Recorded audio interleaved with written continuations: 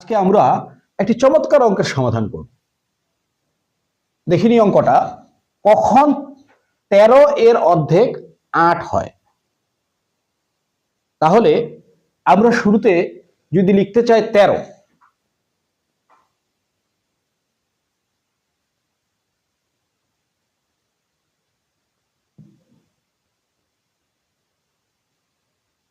Roman সংখ্যায় 13 কি এটা না, এটা সমান সমান হচ্ছে তাহলে 13। আমরা যদি নিচে কেটে দেই তাহলে কি পাবো,